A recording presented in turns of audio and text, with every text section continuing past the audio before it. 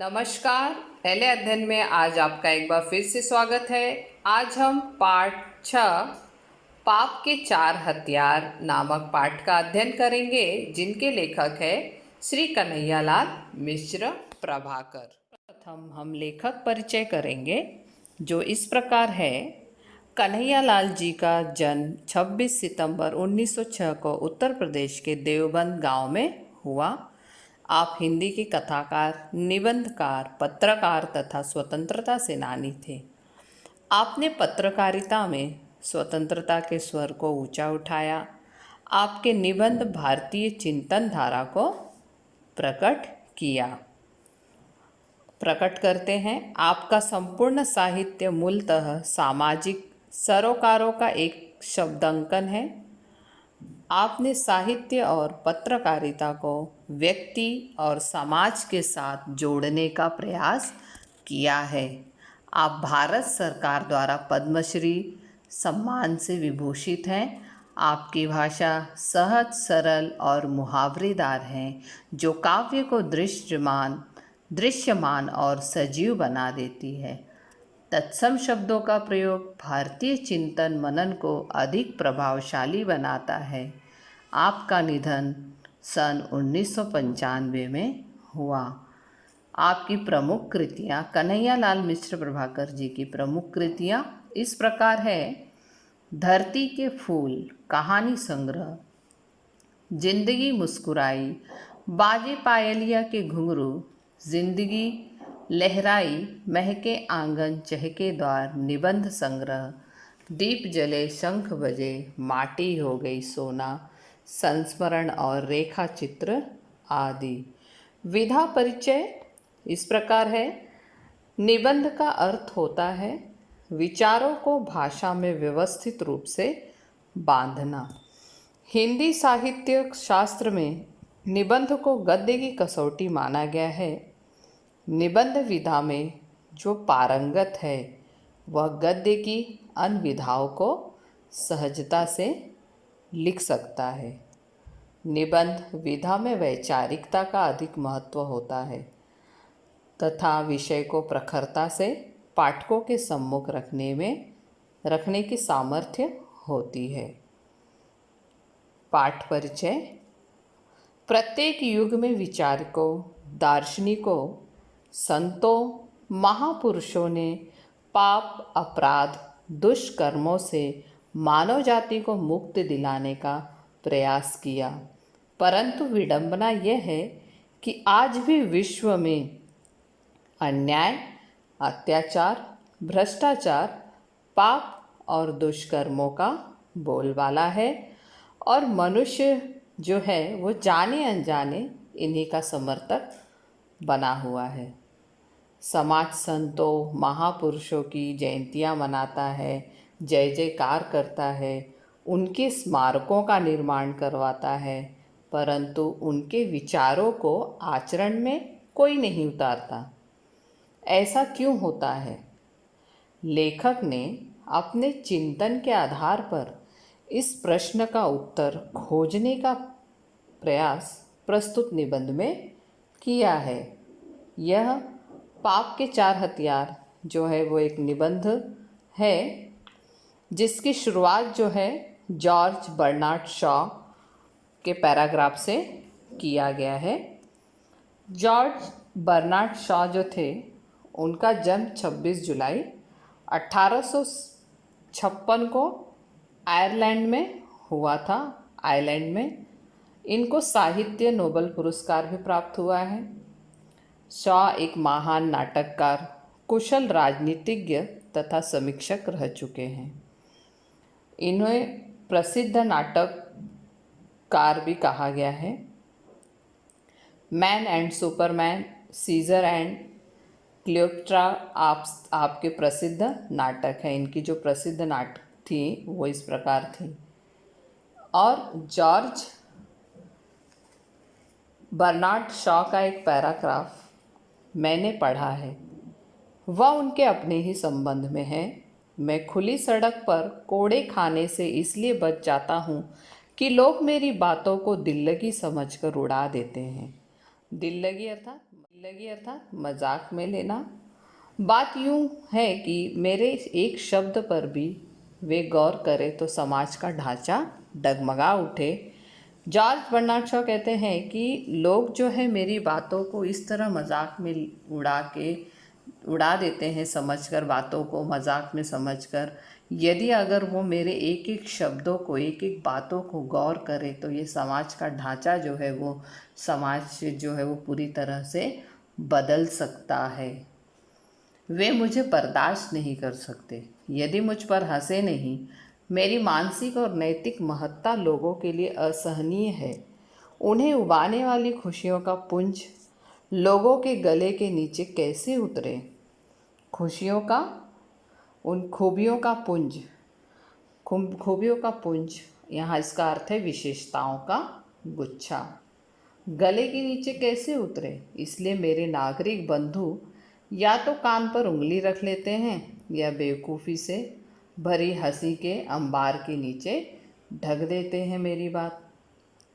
शॉ के इन शब्दों में अहंकार की पैनी धार है। पैनी का अर्थ होता है तीखे, धारदार। यह कहकर हम इन शब्दों की उपेक्षा नहीं कर सकते क्योंकि इनमें संसार का एक बहुत ही महत्वपूर्ण सत्य कह दिया गया है। यहाँ जॉर्ज शॉ जो है ये कहते हैं कि लोगों को मेरी बातों पे, मतलब मुझ पे जो हंसे नहीं, यदि वो मुझे बर्दाश्त नहीं कर सकते, यदि वो मुझ पर हंस नहीं सकते, तो उनकी मानसिक और नैतिक महत्ता लोगों के लिए कैसे सह सकते हैं। इसलिए उन्हें उबाने वाली जो खूबियाँ होती थी, उनके जो विशेषताओं का जो गुच्छा होता था, वो उनके, मतलब उनकी अच्छाइयाँ जो है वो उनसे बर्दाश्त नहीं होती, उनके गले नहीं उतरती थी। इसलिए जो वहाँ के नागरिक बंधु होते थे वो क्या कर लेते थे, कान पर उंगली रख लेते थे या बेवकूफ़ी से भरी हंसी के अंबार के नीचे ढक देते थे। मतलब हंसी में लेके, मजाक में लेके उनकी बातों को ध्यान नहीं देते थे। शॉ के इन शब्दों में अहंकार की पैनी धार है, ये कहकर हम इन शब्दों की उपेक्षा नहीं कर सकते क्योंकि इनमें संसार का एक बहुत ही महत्वपूर्ण सत्य कह दिया गया है। संसार में पाप है, जीवन में दोष, व्यवस्था में अन्याय है, व्यवहार में अत्याचार, और इस तरह समाज पीड़ित और पीड़क वर्गों में बंट गया है। संसार जो है वो अभी भी उसमें पाप है, जीवन में दोष पाया जाता है, व्यवस्था में अन्याय है, व्यवहार में अत्याचार भी है, और यह समाज जो है वो पीड़ित का अर्थ होता है जो दुख या परेशानियों को झेल रहा है, सह रहा है, और पीड़क जो है वो पीड़ा पहुंचा रहा है, पीड़ा पहुंचाने वाला। इन दो वर्गों में जो है वो समाज बंट गया है। अब यहाँ क्या होता है कि सुधारक आते हैं, जीवन की इन विडंबनाओं पर घनघोर चोट करते हैं। विडंबना अर्थात उपहास करते हैं।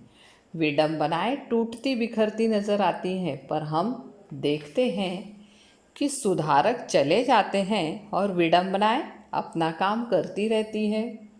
समाज जो है दो भागों में बढ़ गया है।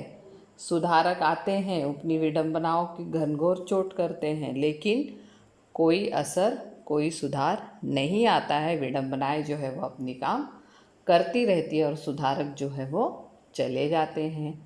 आखिर इसका रहस्य क्या है कि संसार में इतने महान पुरुष, सुधारक, तीर्थकर, अवतार, संत और पैगंबर आ चुके, पर यह संसार अभी तक वैसा का वैसा ही चल रहा है। इसे वे क्यों नहीं बदल पाए?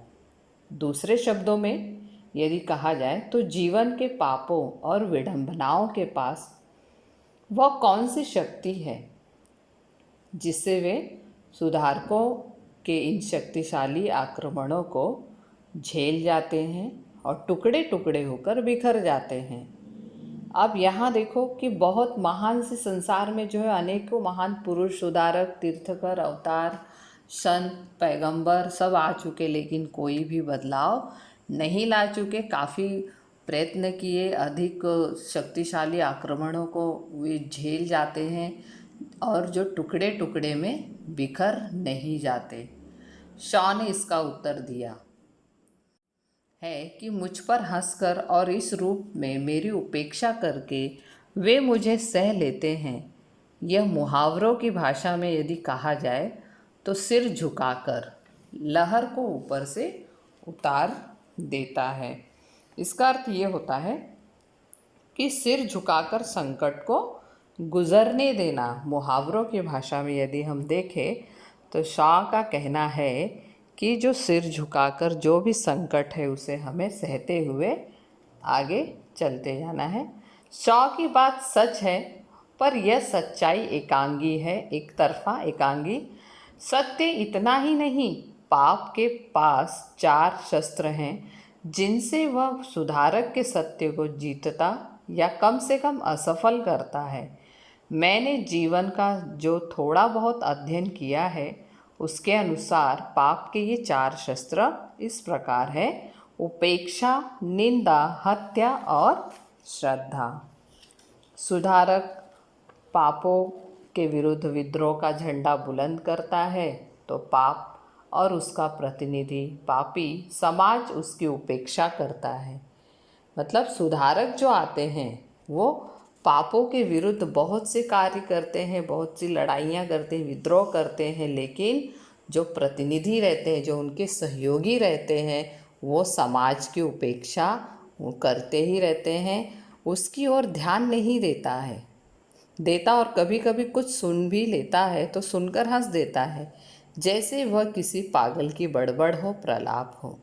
इन क्षणों में पाप का नारा होता है, अरे छोड़ो इसे और अपना काम करो। सुधारक का सत्य उपेक्षा की इस रगड़ से कुछ तेज होता जाता है। अब यहाँ क्या बताए कि सुधारक जो होते हैं वो काफ़ी प्रयत्न करके सुधार विरुद्ध विद्रोह का झंडा बुलंद करते हैं। पाप और उनका जो प्रतिनिधि पापी समाज होता है उनकी ओर उपेक्षा भी करते हैं, लेकिन वो ध्यान नहीं देते हैं। वो ये सोच के उनकी हंसी उड़ा के और ये कह देते हैं कि पागल है, वो बड़बड़ाते हैं, जाने दो, बड़बड़ाने दो। इन क्षणों में पाप का नारा होता है, अरे छोड़ो इसे और अपना काम करो, ध्यान मत दो और अपने काम में लग जाओ। सुधारक का सत्य उपेक्षा की इस रगड़ से कुछ तेज हो जाता है। जो सुधारक होता है जब उनकी उपेक्षाएं होती है तो वे और ही उनके कार्यों में जो है वो तेजी आ जाती है। उसके स्वर अब पहले से कुछ पैने हो जाते हैं, मतलब तीखे और धारदार हो जाते हैं और कुछ ऊंचे भी हो जाते हैं।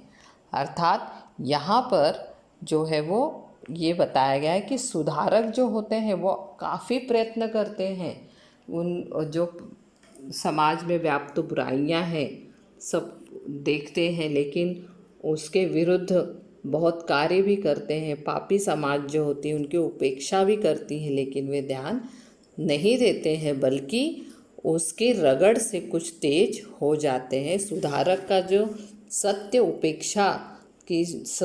सत्य उपेक्षा की इस रगड़ से वे लोग कुछ तेज हो जाते हैं। उसके स्वर अब पहले से कुछ पैने हो जाते हैं और ऊंचे भी हो जाते हैं। आशा करती हूँ बच्चों कि आज का जो यह परिच्छेद है आपको अच्छी तरह समझ में आ गया होगा।